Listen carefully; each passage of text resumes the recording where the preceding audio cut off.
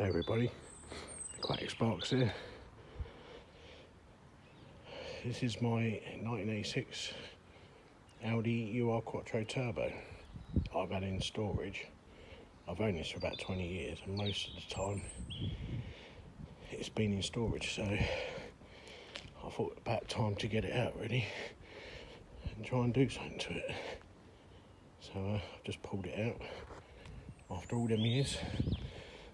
As you can see, it needs a good wash.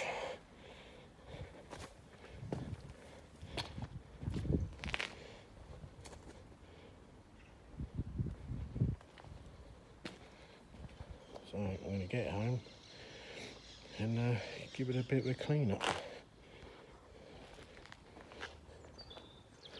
So all you Quattro fans out there, what do you think? She needs a bit of work doing to her. So, but really and truthfully, for a nearly 40-year-old car, it's not too bad. Like and subscribe to keep updated. Thanks for watching. More videos coming soon.